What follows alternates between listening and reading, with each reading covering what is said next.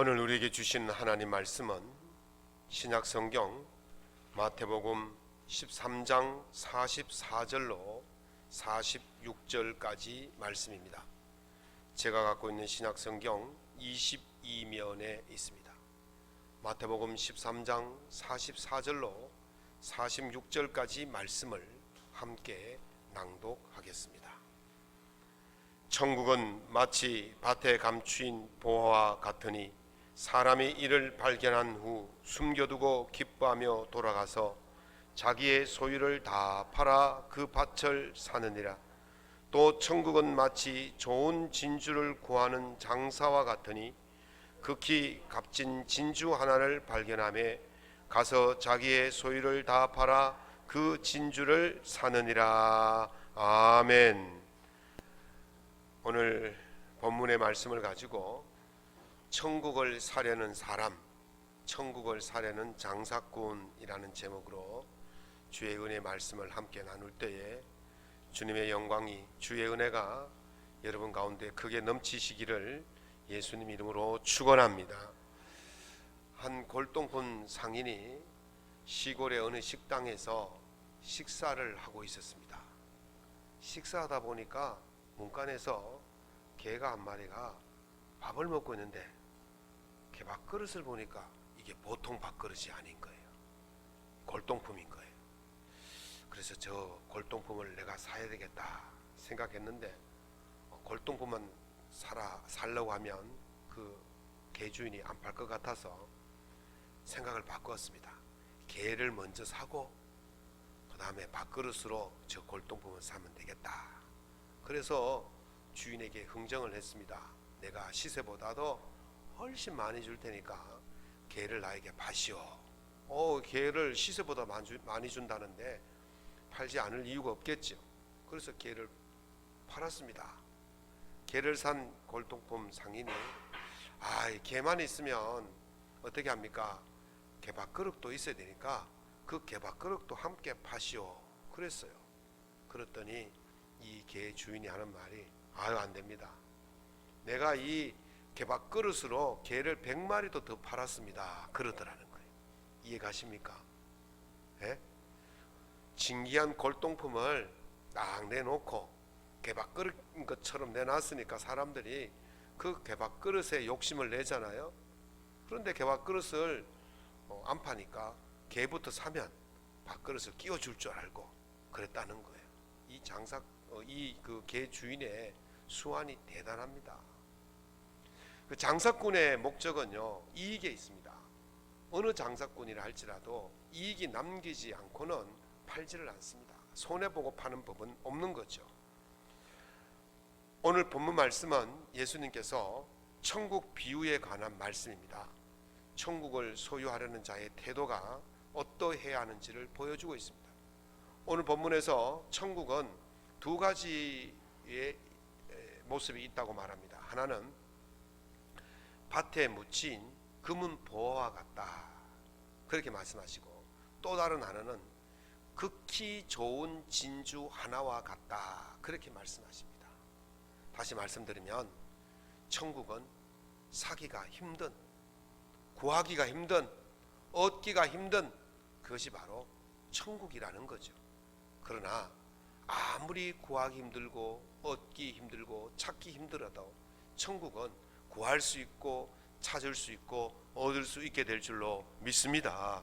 그래서 오늘 여기서 말씀하시는 것은 이 구하기 어려운 천국을 나의 것으로 만들려면, 나의 소유로 만들려면 어떻게 해야 되는지를 말씀하고 있어요.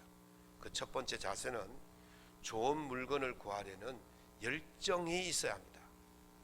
자, 천국은 마치 좋은 진주를 구하는 장사와 같다 그렇게 말씀하십니다. 좋은 물건은 가만히 있어서 얻어지는 것이 아닙니다. 가만히 있는데 찾아지는 것 아닙니다. 누군가가 갖다 주는 것도 아닙니다. 좋은 물건은 구하려는 열정이 있어야 됩니다. 이 역사적으로 좋은 물건을 구하려는 그 전쟁이 많이 있었어요. 또 위험도 많이 있었습니다. 좋은 물건을 가지려는 사람들은 전쟁이라도 일으켜서 그것을 가져가려고 하죠. 좋은 물건을 가지려는 사람은 위험한 곳까지 찾아가서라도 그것을 가지려고 하는 것입니다. 음식의 맛과 방부제 역할을 하는 것이 무엇입니까? 소금이죠. 소금은요, 한때는 금보다 더 귀한 그런 가치가 있었습니다. 소금을 얻기 위해서 도로를 닦았어요. 그래서 그 도로를 소금 도로라 그래요. 소금 파는 상인들이 그 소금 도로를 지나갈 때에 세금을 받습니다. 그걸 소금세라고 그래요. 그래서 소금이 또 파는 거리가 생겼어요. 그 소금 거리가라고 했어요. 그래서 소금이 얼마나 비싼지 금보다 더 귀했고, 이 소금을 구하기 위해서 유럽에는요 전쟁이 수차례나 있었습니다. 거의 유럽 대전처럼 그런 전쟁이 많이 있었어요. 근데 소금이 귀하다가 이제 그 중동 지역, 아랍 지역에서 이 후추가 유럽으로 유입되어집니다. 후추의 역할이 뭔지 압니까? 후추는요 맛을 냅니다. 두 번째는 후추도 방부제 역할을 합니다. 세 번째는 고기에 누린내를 없애는 거예요. 그래서 그것이 유럽에 들어오면서 유럽 사람들이 고기를 많이 먹지 않습니까? 그리고 고기를 또 이렇게 오래 저장을 해야 되니까 방부제 역할, 또 누린내를 없애는 역할, 얼마나 좋은지. 그래서 막 후추를 사들이기 시작했어요. 후추가 품귀 현상이 일어나니까 후추가 값이 10배, 100배, 막 1000배까지 뛰어오르기 시작합니다. 그래서 그 당시에 중세시대에는 후추를 얼마나 가졌냐에 따라서 그 사람의 부가 얼마나 되느냐를 판가름하는 척도가 되었어요. 후추값이 얼마나 비싸냐면 후추 한 주먹에 노예 한 명의 값하고 맞먹었어요. 그러니까 얼마나 비쌌습니까? 임금을 뭘로 줬냐면 후추 몇 알로 줬어요. 한 사람이 하루 노동하고 나면 품삯을 줘야 되는데 후추 10알, 이게 한 사람의 노동의 그 가치였어요. 그러니까 후추값이 얼마나 비쌉니까? 그런데 말이죠, 이 중동 지역하고 이 아랍 지역하고 이 유럽 지역이 관계가 좋지 않았습니다. 그러니까 이 아랍 지역에서 후추를 유럽 지역으로 보내지 않았습니다. 길을 막아버렸어요. 본래 후추의 생산지가 어디냐면 인도입니다. 인도를 거쳐서 중동 지역을 거쳐서 유럽으로 들어가요. 육로를 그렇게 가는데 중동 지역에서 길을 딱 막아버리니까 이 후추값이 막 천정부지로 막 오르기 시작했어요. 그래서 이게 도저히 유럽에서 후추를 구할 수가 없어서 이 후추를 구하기 위해서 네덜란드에서 육로로 못 가니까 배로 인도 쪽으로 항해를 하도록 해서 직접 인도 가서 후추를 사옵니다. 네덜란드가 부자가 됐겠죠. 그러니까 영국이 시샘을 해가지고 영국도 배를 보내서 인도 가가지고 또 사옵니다. 영국도 부자가 됐겠죠.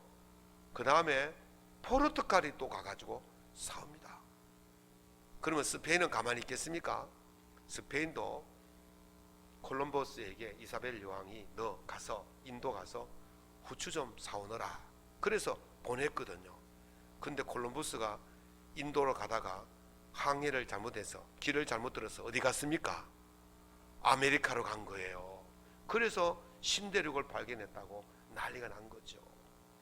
그리고 이 후추 전쟁도 얼마나 많이 했는지 모릅니다. 서로 이 후추를 가지기 위해서 해상에서 배들끼리 싸우고 포를 쏘고 육지에서 전쟁이 일어나고 그 귀한 후추를 구하기 위해서 그런 일들이 있었다는 거예요. 좋은 물건을 얻기 위해서는요 전쟁도 불사합니다. 좋은 물건을 얻기 위해서는요 바다의 폭풍도, 바다의 파도도, 그런 것도 두려워하지 않고 가서 찾으려고 하는 거예요. 바울 사도는 이렇게 말씀하십니다. 그리스도를 얻고 그 안에서 발견되려고 모든 것을 버렸다 그랬어요. 예수 그리스도가 가장 좋은 가치 있는 생명이신 줄로 믿으시기 바랍니다. 그 생명이신 예수, 가장 좋으신 예수, 그 예수를 얻기 위해서 내가 모든 것들을 다 버리고 또 어떻게 했느냐면요, 강의 위험과 강도의 위험과 동족의 위험과 이방인의 위험과 시내의 위험과 광야 위험과 바다의 위험과 거짓 형제의 위험을 당했다 그랬어요. 그 보물을 얻기 위해서 그 수많은 위험과 수많은 고난을 무릅쓰고 그 보물을 찾아다녔다는 것이죠. 보물을 찾기 위한 그런 열정이 있는 자만이 그 보물을 소유할 수 있게 되어질 줄로 믿습니다. 사랑하는 성도 여러분, 천국을 소유하려는 그런 열정이 있어야 돼요. 그런 열정이 있을 때 천국이 내 것이 될 줄로 믿습니다. 두 번째는 이 좋은 것은요, 가치를 알아보는 안목이 있어야 돼요.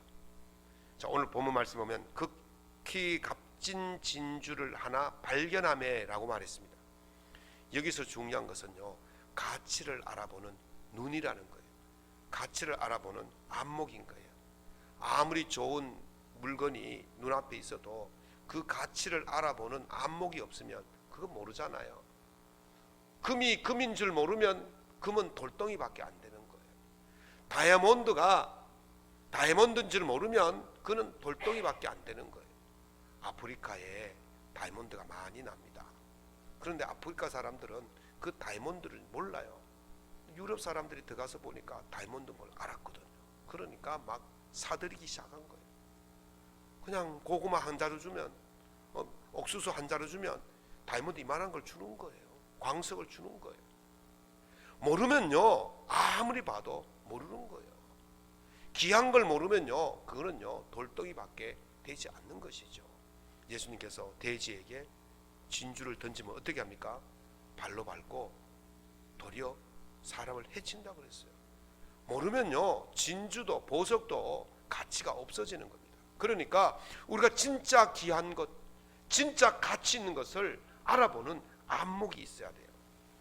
필립 델보스 브린턴이라는 사람이 쓴 장사의 시대에 보면 그 마지드라는 천재 장사꾼이 나옵니다. 그 사람이 이렇게 말합니다. 좋은 장사꾼은 물건을 살 때 결정된다. 수익은 물건을 팔 때 결정나는 것이 아니라 물건을 살 때 이미 결정난다 그랬어요. 좋은 물건을 딱 알아보는 사람은 딱 사면 그것이 값이 얼마나 오를 것인지, 얼마나 가치 있는 것인지 알거든요. 팔 때 이익을 남기려는 사람은 이미 늦었어요. 이미 살 때 가치가 있는 거죠. 그것을 바로 안목이라는 겁니다. 좋은 상인은 바로 그런 물건을, 좋은 물건을 찾아볼 수 있는 안목이 있어야 돼요. 그럴 때에 좋은 물건을 소유할 수 있는 것입니다. 그럼 좋은 물건인지 아닌지를 어떻게 할 수 있습니까? 딱 보면 압니까? 뭐 옛날에 그런 유행어도 있었잖아요. 척 보면 압니다. 여러분 척 보면 압니까? 척 보면 이게 좋은 물건인지 아닌지 압니까? 우리 이행태 집사님이 이 목재상을 몇 수십 년을 했어요. 우리 집사님은 딱 보면 이게 가치를 안다는 거예요. 딱 보면 이게 어떤 건지. 저는 가끔 가보면 그 나무가 그 나무 같고 그 나무가 그 나무 같은데 딱 보시면 요거는 무슨 나무고 요거는 무슨 나무고 요거는 무슨 다 하시더라고요. 많이 접해봐야 돼요. 오래 접해야 그것이 진짜인지 가짜인지 가치 있는지 없는지를 알 수가 있게 되는 것입니다. 빌립 그레임 목사님의 딸인 엠 그레임 로츠라는 분이 쓴 예수라는 책이 있어요. 그 책을 읽다 보니까 아주 이런 재미있는 이야기가 있더라고요. 그 그레임의 어머니가 그레임 로츠의 어머니가 어떤 모임을 갔어요. 그 모임에 갔더니까 어떤 노신사 한 분이, 점잖은 노신사 한 분이 있더래요. 그래서 무엇 하시는 분이냐 물었더니 영국 경찰국 본부에 근무를 했었다는 거예요. 그래서 어머니가 물었대요. 혹시 근무하시면서 아주 재미있는 일화가 없느냐고 이야기 좀 해달라 그랬더니 그분이 했던 일이 뭐냐면 그 위조 지폐 감별 일을 했다는 거예요. 그래서 어머니가 물었어요. 아유, 그러면 위조 지폐에 대해서 연구를 많이 했겠네요. 그랬더니 이 신사가 하는 말이 아닙니다. 위조 지폐에 대해서 연구하는 게 아니고 진짜 지폐에 대해서 연구를 해야 됩니다. 진짜 지폐가 무엇인지를 정확히 알아야만이 가짜 지폐를 구별할 수 있습니다. 그래서 자기는요 진짜 지폐를 그렇게 많이 봤대요. 그렇게 많이 연구했대요. 그러니까 진짜 지폐와 가짜 지폐를 딱 보면 가짜 지폐야 딱 눈에 나타난다는 거죠. 진짜를 많이 접해야 가짜를 구별할 수가 있는 거예요. 진짜를 모르는데 어떻게 우리가 가짜를 구별할 수 있겠습니까? 진짜를 알아야 이게 짝퉁인지 가짜인지 알 수가 있는 것입니다. 예수님께서 정오쯤 사마리아를 지나가시는데 목이 말라서 우물가에 딱 앉아서 쉬셨어요. 그때 물동이를 인 한 여인이 물을 기르러 그 우물가에 왔죠. 예수님께서 물 좀 달라고 부탁했더니 유대인 남자가 사마리아 여인에게 물 달라는 것이 신기해서 몇 마디 대화를 나눠봤더니만 예수님이 그리스도인 것을 알아본 거예요. 그래서 이 여인이 물동이를 던져버리고 마을로 뛰어들어가서 내가 만난 예수 만나봐라, 이분이 그리스도다, 그렇게 막 선전하기 시작했습니다. 진짜를 알게 되어지면요, 이제까지 내가 알던 그 모든 것들이 가짜인 것을 알게 되어져요. 이 여인이 이제까지 자기 조상들과 자기 사람들이 말 사람들이 했던 그 신앙의 삶이 가짜라는 것을, 진짜를 알게 되어지니까 알게 되었다는 거예요. 진짜를 만나야 가짜가 무엇인지를 구별할 수 있게 되는 것입니다. 이 여인이 이제까지 살아온 삶이 실패의 연속이었잖아요. 그런데 진짜 예수를 만나게 되어지니까 그 삶이, 진짜 삶이 무엇인지를, 영적인 안목이 뜨이게 된 것입니다. 그래서 물동이를 버려두고 예수를 만났다고, 그리스도를 만났다고 그렇게 선전하면서 다닌 것이죠. 요한 사도는요, 그 진짜를 알아볼 수 있는 비결이 무엇인지를, 방법을 우리에게 말씀하십니다. 요한일서 2장 15절에서 16절에 보면 이 세상이나 세상에 있는 것들을 사랑하지 말라 그랬어요. 우리가 세상 속에서 막 섞여 사니까 가짜도 진짜처럼 생각하고, 가짜 속에서 그냥 휩싸여 사니까 가짜가 가짜인지를 모르는 거예요. 그래서 요한 사도는 세상에 너무 사랑하지 말라 그렇게 말씀하시는 거예요. 세상에 속해 있으면 육신의 정욕과 안목의 정욕과 이생의 자랑을 가지고 살아갑니다. 이게 다 예수님 앞에서는 가짜거든요. 이 가짜가 전 진짜인 줄 알고 붙들고 사니까 진짜를 발견하지 못하게 되는 것입니다. 세상을 사랑하는 눈에서 주님을 사랑하는 눈으로 바뀔 수 있어야 돼요. 예수님을 많이 만나봐야 돼요. 예수님에 대해서 말씀을 많이 들어봐야 돼요. 예수님에 대해서 많이 연구해봐야 돼요. 진짜가 무엇인지를 알 때에 우리가 가짜를 구별할 수 있는 그런 안목이 생기게 되는 것입니다. 사랑하는 성도 여러분, 예수님을 좀 더 가까이 하고 좀 더 사랑하셔서 진짜이신 예수님을 알아보며 그리하여서 진짜 천국을 소유할 수 있는 그런 안목을 기를 수 있기를 예수님 이름으로 축원합니다. 세 번째는 좋은 것에 전부를 투자할 수 있는 의지가 있어야 돼요. 자, 거기 뭐라 그럽니까? 본문 말씀에 가서 자기의 소유를 다 팔아 그 진주를 샀느니라. 아무리 좋은 것을 발견해도 그것을 알아보는 눈이 없고 그 다음에 그것을 사려는 의지가 없으면요, 절대로 그것을 살 수가 없습니다. 상인이 앞서서 오늘 본문 말씀에 보면 보물을 발견했던 농부의 모습이 나오지 않습니까? 농부가 밭을 갈다가 보물을 발견했어요. 덮어두고 집으로 가서 자기의 소유를 다 팔아서 그 밭을 샀다 그랬어요. 그러면 이 밭을 갈던 이 농부는 자기 밭을 안 간 거죠. 그럼 이 사람은 어떤 사람입니까? 밭을 빌려서 농사를 짓는 소작농이었다 그렇게 봅니다. 소작농의 살림살이가 뭐 넉넉하겠습니까? 소작농의 살림살이 넉넉하지 않아요. 그러니까 땅 한 평 살 수 없는 형편이니까 남의 집 밭을 빌려서 농사를 짓고 있는 것이죠. 그런데 이 사람이 그걸 발견하고는 어떻게 했습니까? 자기에게 모든 것을 다 팔았다는 거예요. 전세 보증금 빼고 월세 보증금 빼고 가구 다 팔고 모든 걸 몽땅 다 팔아서 이걸 샀다는 거예요. 요즘 말로 하면 젊은이들이 뭐 합니까? 뭐 하십니까? 젊은이들이 영끌 하잖아요. 영끌.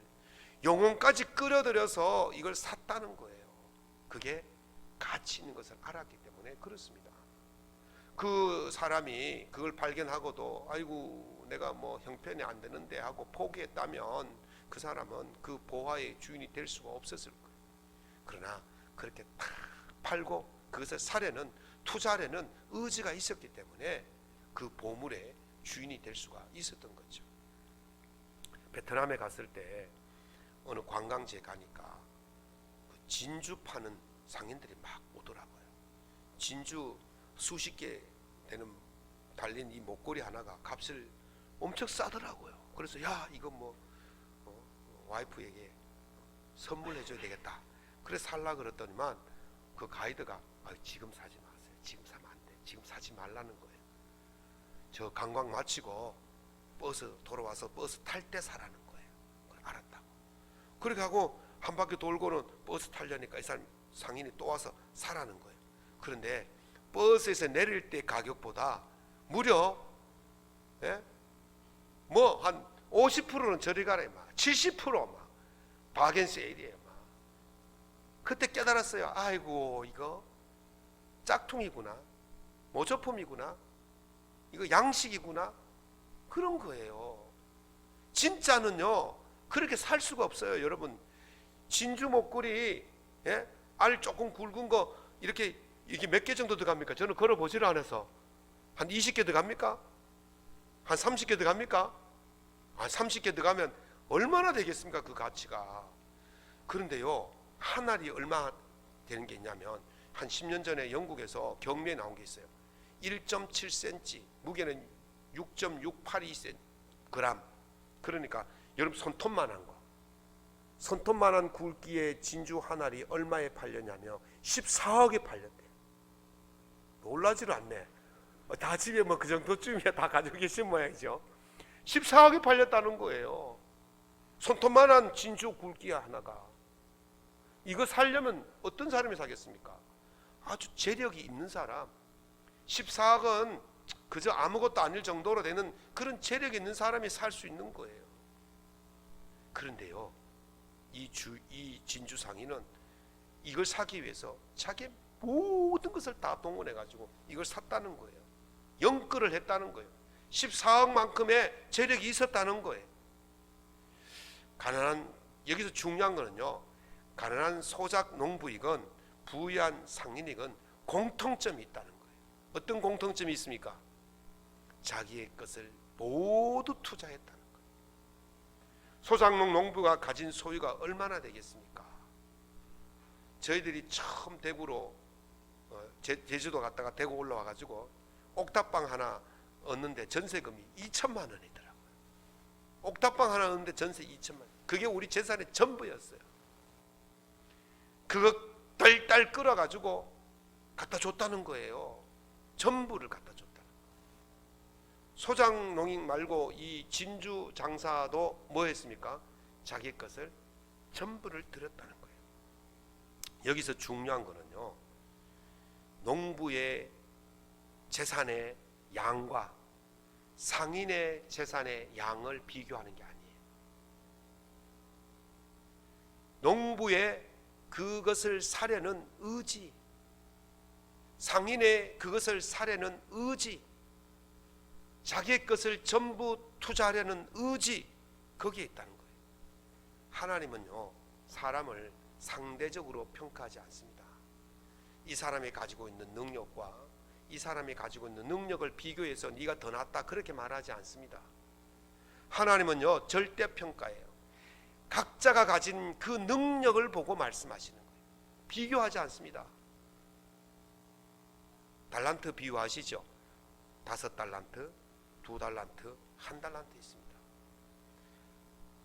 주인이 칭찬할 때 5달란트 받은 자에게 칭찬하신 것이나 2달란트 받은 자에게 칭찬하신 것이나 똑같아요. 토시 하나 안 틀리고 똑같이 칭찬하시고 똑같이 상급을 주셨어요.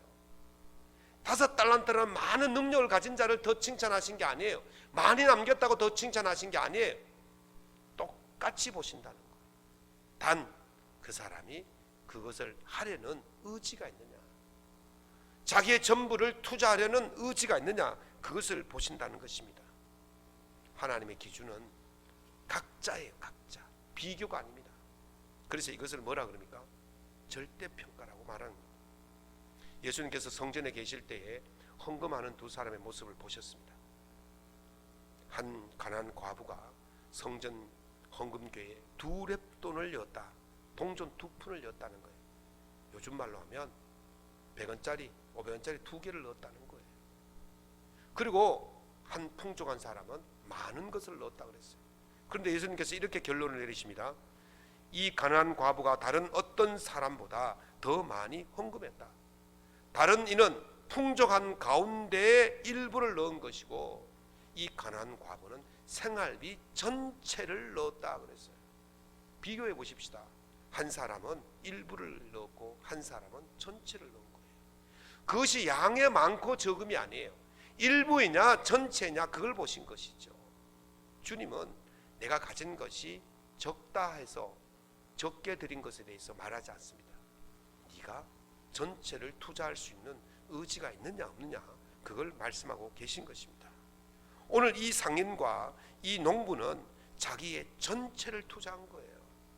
가난한 상인의 그 농부의 전세금 2천만 원과 좀 풍족한 상인의 14억과 비교도 안 되는 것입니다. 그러나 하나님은 똑같이 천국을 허락하신 줄로 믿습니다. 많고 적음이 아니에요. 그 사람이 가진 그 능력 그 자체를 보신 것이죠. 바울 사도는 두 종류의 인간이 있다고 말해요. 한 종류는요, 썩지 않는 것을 심어서 썩는 것을 구하는 어리석은 사람이 있다고 말합니다. 로마서 1장 23절에 썩어지지 아니하는 하나님의 영광을 썩어질 사람과 새와 짐승과 기어다니는 동물 모양의 우상으로 바뀌었다. 자, 하나님의 영광을 그걸요 우상과 바뀐 거예요. 이게 썩지 않는 하나님의 영광을 썩어 없어지는 그런 세상과 바꾸었다는 거예요. 이게 얼마나 어리석은 일입니까? 또 한 모습이 있습니다. 고린도전서 15장 42절 44절에 보면 죽은 자의 부활도 그와 같으니 썩을 것으로 심고 썩지 아니할 것으로 다시 살아나며 욕된 것으로 심고 영광스러운 것으로 다시 살아나며 약한 것으로 심고 강한 것으로 다시 살아나며 육의 몸으로 심고 신령한 몸으로 다시 살아나나니. 아멘. 우리의 썩어져 없어지는 이 육신, 내가 죽고 나면 다 필요 없는 그런 재물들, 그것들을 통해서 심었더니 하나님의 영광에 이르게 된 줄로 믿습니다. 그게 바로 지혜로운 사람의 모습이라는 거예요. 이런 자신의 전부를 투자하는 사람들에게 아무것도 없이 그냥 지나가겠습니까? 예수님께서 반드시 은혜를 주실 줄로 믿습니다. 예수께서 이르시되 내가 진실로 너에게 이르노니 나와 복음을 위하여 집이나 형제나 자매나 어머니나 아버지나 자식이나 전토를 벌인 자는 현세에 있어 집과 형제와 자매와 어머니와 자식과 전토를 100배나 받되. 아멘. 100배가 적은 모양이다. 1000배나 받되 1000배를 받되 영생을 얻지 못할 자가 없느니라 그러셨습니다. 나의 것을 주님을 향하여 주님의 그 천국, 그 좋은 것을 얻으려는 그 의지, 그 투자하려는 마음, 그것만 있으면 그런 놀라운 100배의 은혜를 누리게 될 줄로 믿습니다. 가장 수익이 좋은 투자는 어디냐? 바로 하나님 나라예요. 가장 안전한 투자는 어디냐? 하나님 나라인 줄로 믿습니다. 너희를 위하여 보물을 땅에 쌓아두지 말라. 거기는 좀과 동록이 해하며 도둑이 구멍을 뚫고 도둑질하느니라. 오직 너희를 위하여 보물을 하늘에 쌓아두라. 거기는 좀이나 동록이 해하지 못하며 도둑이 구멍을 뚫지도 못하고 도둑질도 못하느니라. 아멘. 가장 안전한 투자는 하나님 나라인 줄로 믿습니다. 가장 수익이 좋은 투자는 하나님 나라인 줄로 믿습니다. 여러분들이 이런 하나님 나라를 향한 열정과 의지와 믿음을 가질 때에 하나님께서 더 큰 은혜를 주실 줄로 믿습니다. 말씀을 맺겠습니다. 이 서정명이라는 분이 쓴 알부자들의 엑스파일이라는 책을 봤어요. 저도 알부자 한번 내보려고 이 책을 열심히 봤거든요. 앞만 봐도 제 실력으로는 알부자가 될 수 없는 것 같아요. 거기 보니까 그 인디언들이 들소를 사냥하는 이야기가 나와 있더라고요. 소는요 눈이 정면에 있지 않고 어디 있습니까? 옆에 있어요. 그래서 정면을 보지 못하고 옆만 본대요. 그런데 이 소가 또 흥분하게 되어지면 머리를 땅에 쳐박고 막 정신없이 달려간대요. 그래서 그런 특성을 이용해서 소를 잡는다는 거예요. 그래서 아메리카 인디언들이 들소떼가 나타나면 이 들소를 벼랑 쪽으로 막 몰아간대요. 그러면 이 앞에 있는 들소가 흥분해가지고 머리를 쳐박고 막 벼랑으로 달려가다가 벼랑 끝에 와서 벼랑이다 싶어서 멈추겠죠. 그런데 어떻게 됩니까? 이 관성에 의해서 멈추지 못하고 떨어지기도 하고 뒤에서 계속 달려오니까 부딪혀서 다 떨어진다는 거예요. 그래서 인디언들이 그 절벽 밑에 딱 기다리고 있다가 떨어지면 줍줍 하면 되는 거예요. 요즘 젊은이들 말로 그냥 죽기만 하면 되는 거예요. 마귀는요 우리를 그렇게 몰아가요. 보지 못하도록 믿지 못하도록 그렇게 우리를 몰아간다니까요. 그래서 우리가 그냥 뭔지도 모르고 막 무작정 막 달려가도록 만든다는 거예요. 그래서 지난주에 말씀드린 것처럼 맹신에 빠지고 광신에 빠져서 그 마귀의 먹이가 되는 것이죠. 우리가 정확히 주님에 대해서 알아야 되는 거예요. 정말 보물을 찾으려는, 정말 천국을 소유하려는 그런 우리의 열정이 있어야 되고, 또한 그것을 알아보려는 안목이 있어야 되고, 그걸 발견했다면 그것을 소유하려는 의지가 있어야 되는 거예요. 그럴 때에 천국을 소유하게 될 줄로 믿습니다. 사랑하는 성도 여러분, 천국을 소유하는 그런 믿음의 장사꾼이 다 될 수 있기를 예수님 이름으로 축원합니다.